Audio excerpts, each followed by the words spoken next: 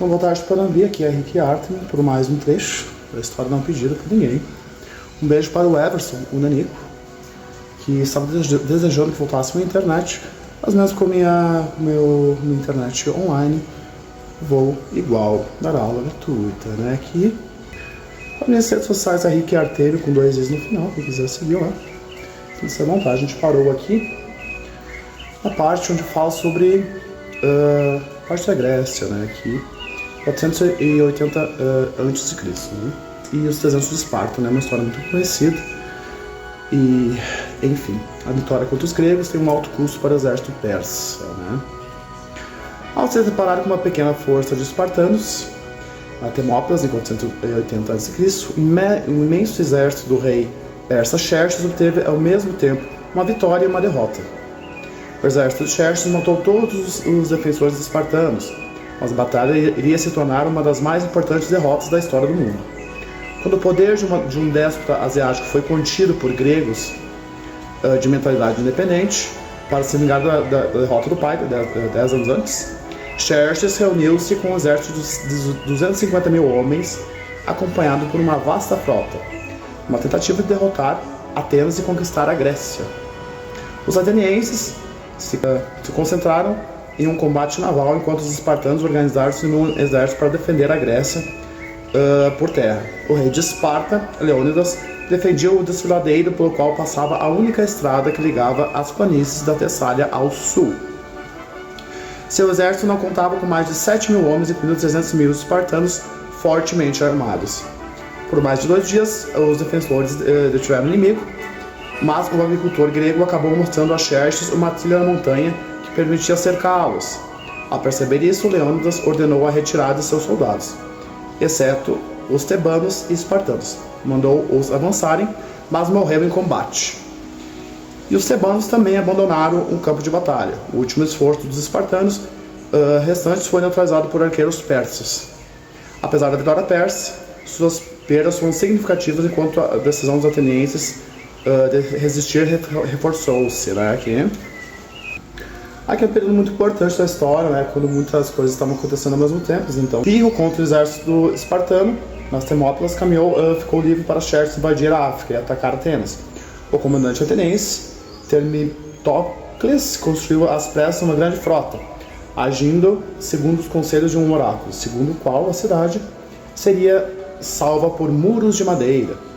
Atenas foi evacuada e, quando os persas saquearam a cidade, praticamente vazia, destruíram a Acrópole. Convenceram outros gregos que era preciso atacar a frota persa e acompanhar o exército invasor, que o aprisionaram. Metade da frota grega vinha de Atenas, mas 20 outras cidades também contribuíram. Mesmo assim, os gregos estavam em desvantagem numérica, em quase 2 para 1. Termitocles insistiu para combater na estreita baía de Tassalamina, perto de Atenas. Mas, diante do desacordo com outros comandantes gregos, ameaçou se retirar para Tessália, para Sicília.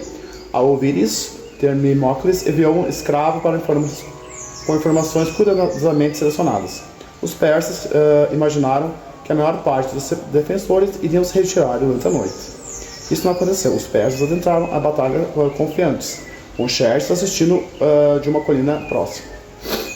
O embate prosseguiu com triremes colidindo uns com os outros.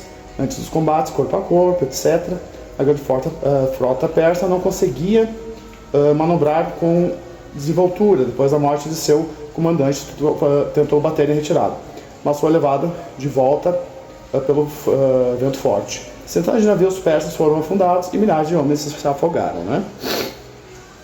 Toda a guarda real persa foi morta. Xerxes não conseguiu mas aprisionou seu imenso exército e deixou a Grécia. Na reconstrução de sua cidade, os atenienses alcançaram sofisticação cultural e habilidade política praticamente sem rival até hoje, né?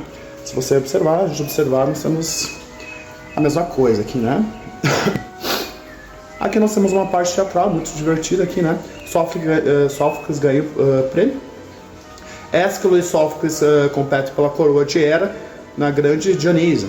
Na Grécia Antiga, o teatro, sobretudo tragédia, era associado a Dionísio, deus do vinho. Os dramaturgos competiam pelo direito de terem suas peças encenadas, em uma competição anual, conhecida como a Grande Dionísia. Em 468, houve uma disputa entre os maiores dramaturgos de todos os tempos.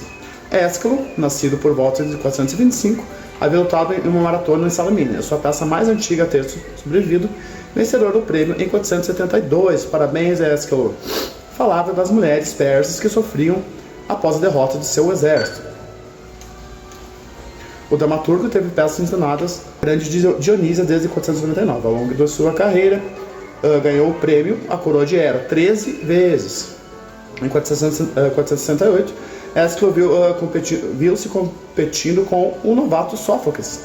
A trilogia de Sófocles incluía uma peça chamada Triptolemos, perdida desde então, e sua vitória deu início a uma gloriosa carreira na qual ele escreveu 126 dramas.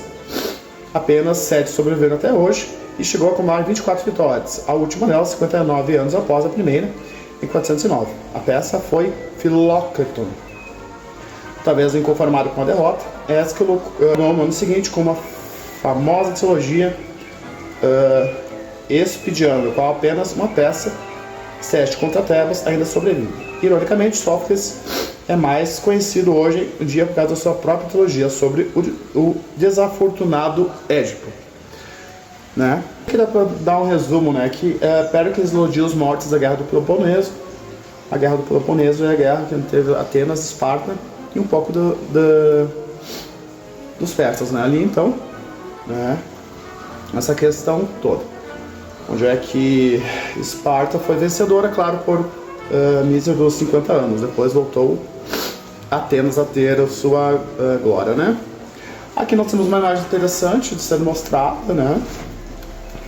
Que é onde Sócrates é obrigado a tomar o veneno, né? A cicuta. Ali nessa brincadeira toda, né? Ali na época, quando o pessoal, e como sempre, né? Quando o pessoal fala um pouco demais, que não deve, eles são convidados a, talvez, morrerem, né? Como eu achei chique, né? Sócrates foi convidado a morrer ali por algumas perguntas, ele não respondia nada, ele só fazia perguntas. E a pessoa mesmo respondia, ou não, né? Será? Será que ela respondia? Quem era Sócrates? Enfim. O pessoal ali, né? Os poderosos, né? Aqui a gente vai encerrar aqui, por aqui, gente. Aqui já vem Alexandre o Grande, né? A gente fala um pouquinho sobre no próximo aula. Agradeço a todos pelo breve aula. Desculpa por ter invadido alguma situação aí não desejada. Beijo a todos, até mais.